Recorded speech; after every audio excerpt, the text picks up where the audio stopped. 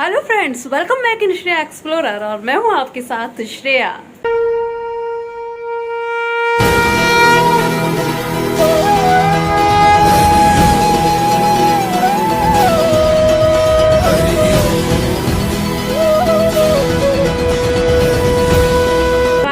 मैं आपको लेकर चल रही हूँ नहर वाली माता मंदिर और इस मंदिर के बारे में मैं आपको ज़्यादा अभी नहीं बता सकती कुछ भी, क्योंकि मुझे खुद भी नहीं पता। पहली बार मैं इस मंदिर में जा रही हूँ, तो आप और मैं हम सब मिलकर आज इस मंदिर को एक्सप्लोर करने वाले हैं। वीडियो में लगातार मेरे साथ बने रहिए और बिल्कुल भी स्किप मत कीजिएगा।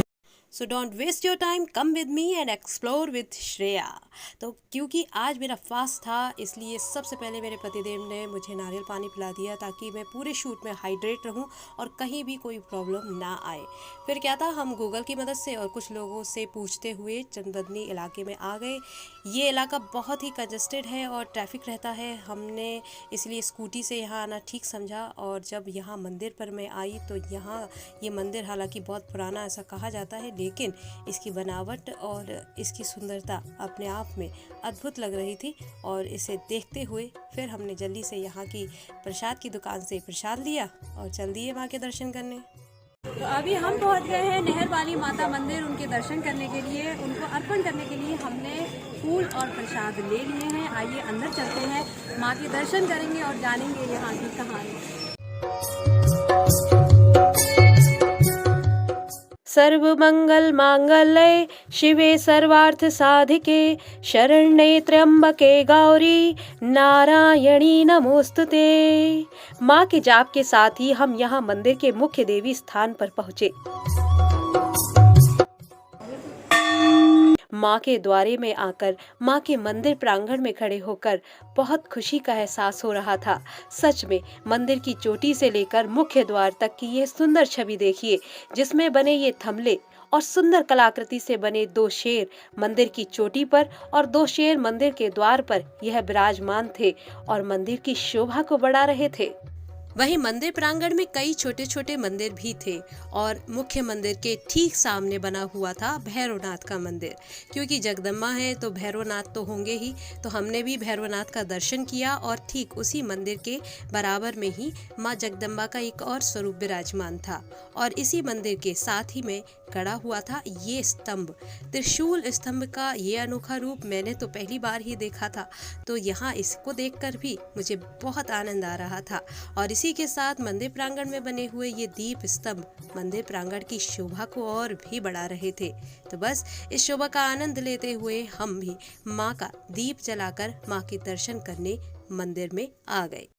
जगमग जगमग ज्योत जले है, चरणों में गंगा की धार भवानी, प्यारा सजाए तेरा द्वार भवानी।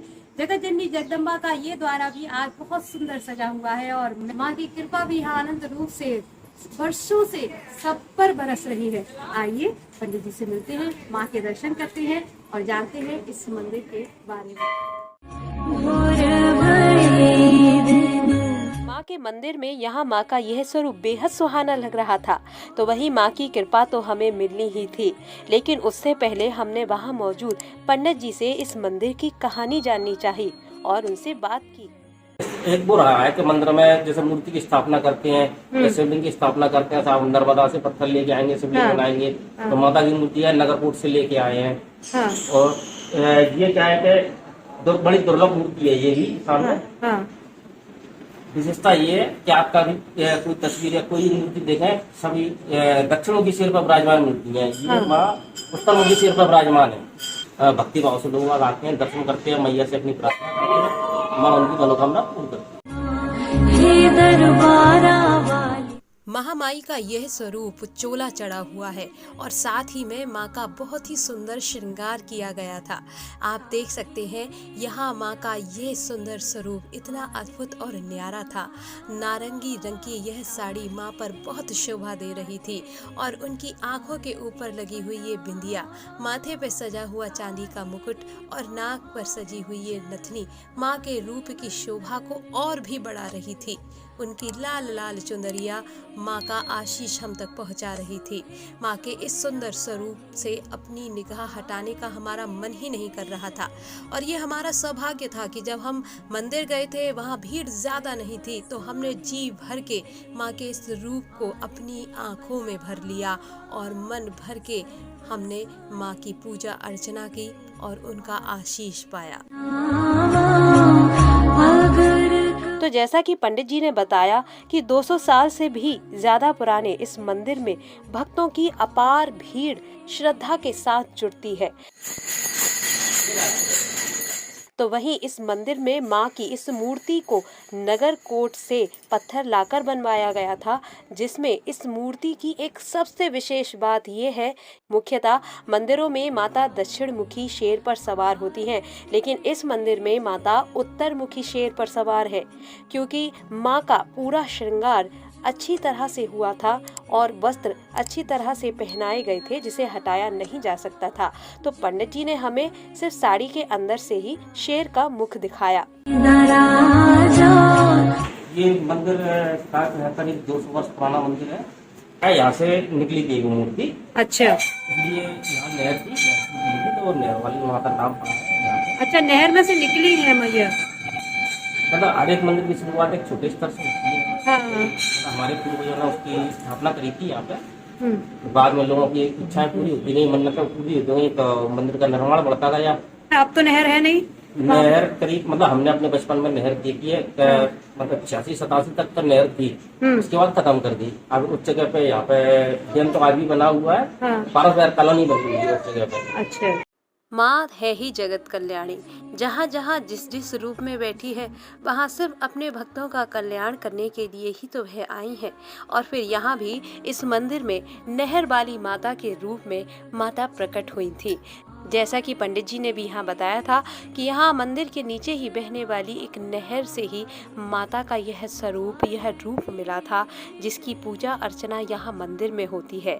हालांकि अभी मैंने जिस रूप के आपको दर्शन करवाए वह नगर कोट से पत्थर लाकर यहाँ माँ का रूप बनवाया गया था, लेकिन अब मैं आपको माँ के उस रूप का दर्शन करवा रही हूँ जो यहाँ नहर से मिली थी। जी हाँ, जिन्हें मंदिर में यहाँ आप इस कोने में देखिए यह स्थान, क्योंकि जिन्हें माँ का यह रूप मिला था उन्होंने यहाँ इसी स्थान पर इस जगह माँ के इस रूप की स्थापना की थी, और तब से लेकर आज तक वर्षों बाद भी माँ का इस स्वरूप को यहीं पर पूजा जा रहा है।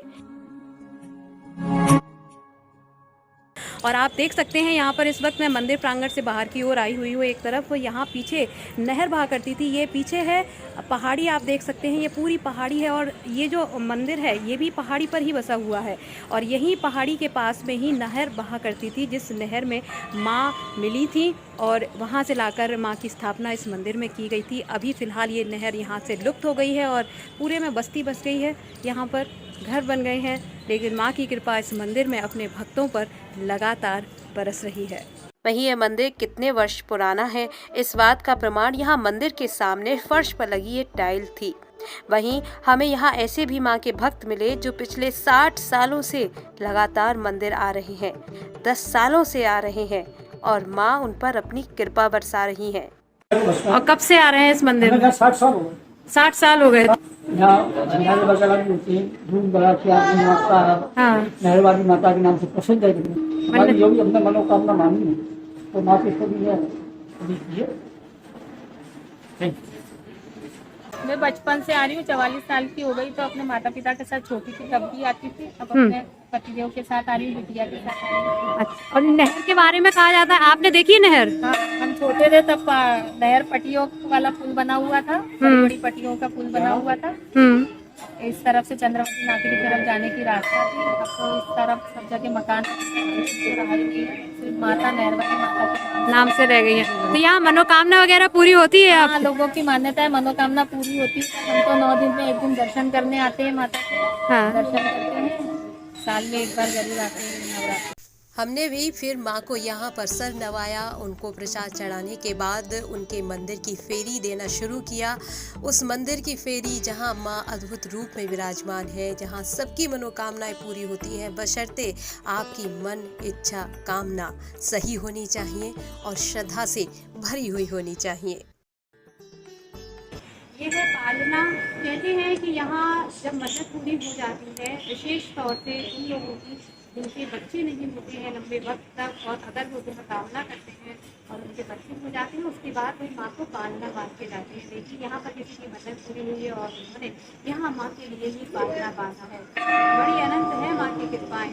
वहीं मंदिर के विषय में जैसा कि पंडित जी ने बताया कि यहाँ पर माँ की पूजा करने शेर भी आया करते थे, क्योंकि यहाँ मंदिर के नीचे ही नहर बहा करती थी और वहीं पर था यहाँ के सिंधिया राजा का शिकारगाह।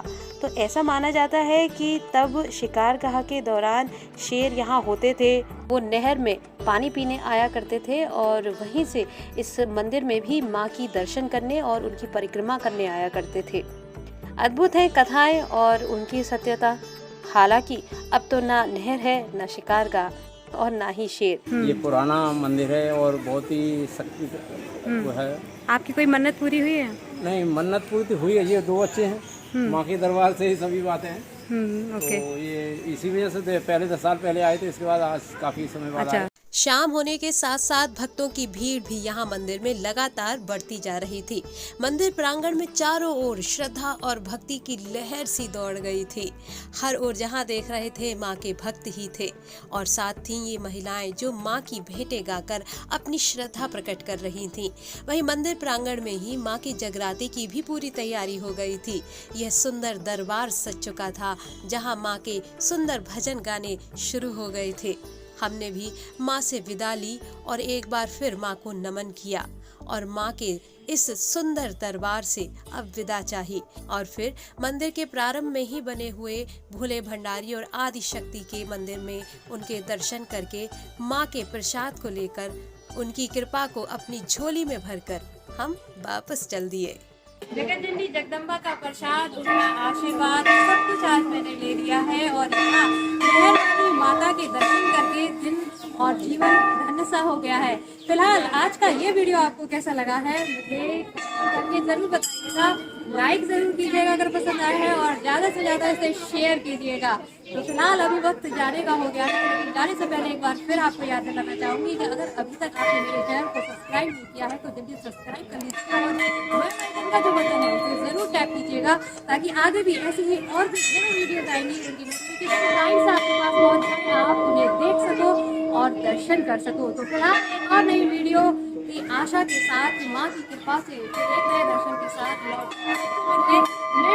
जल्द आऊंगी। तब तक के लिए जय माता की।